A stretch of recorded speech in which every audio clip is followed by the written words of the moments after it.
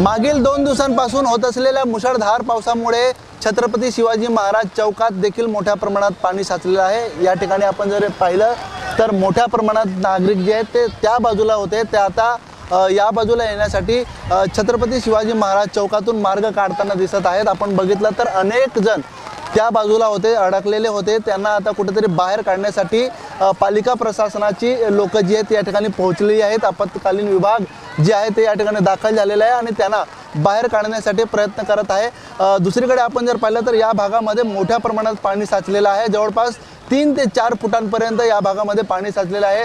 छत्रपती शिवाजी महाराज चौक असेल किंवा नजराना चौक असेल त्या ठिकाणी मोठ्या प्रमाणात पाणी साचलेलं आहे। अनेक दुकानांमध्ये या परिसरामध्ये पाणी साचलेलं आहे आणि एकंदरीत आता पालिकाच्या वतीने या ठिकाणी या भागात असलेली जी नागरिक आहेत त्यांना बाहेर काढण्याचं काम केलं जाते, अन्यथा कोणतेही दुर्दैवी प्रकार या ठिकाणी घडू नये यासाठी हा जो प्रयत्न आहे तो आता पालिकेच्या वतीने करण्यात येत आहे।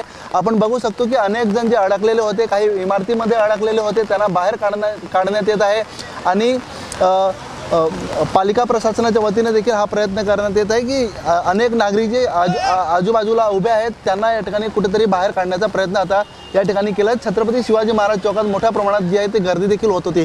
काय सांगाल, काय परिस्थिती आहे इथली? दरवर्षी सेम सिच्युएशन आहे। दरवर्षी इथं पाणी भरतो। परवाच्या दिवशी पण भरला होता, परत आत्ता भरला आहे। बहुतेक नाल्याची बरोबर सफाई नाही होत इथं, म्हणून पाणी भरतो इथं। या ठिकाणी आरोप देखील केले जातात। काय सांगाल, पालिका प्रशासनाच्या वतीने काय प्रयत्न केले जात आहेत? आहे सगळे सज्ज आहेत, सकाळपासून सगळे प्रयत्न चालू आहेत, सगळे कर्मचारी आमचे काम करत आहेत। कुठे कुठे पाणी भरले काय? शिवाजी चौक, तीनबत्ती,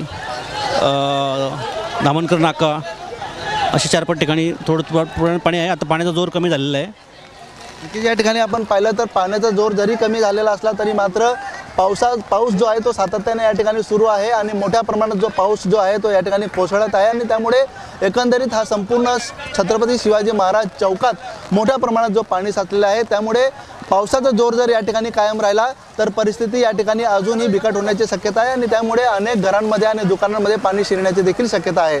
अनिल वर्मा, एबीपी माझा, भिवंडी। एबीपी माझा, उघडा डोळे बघा नीट।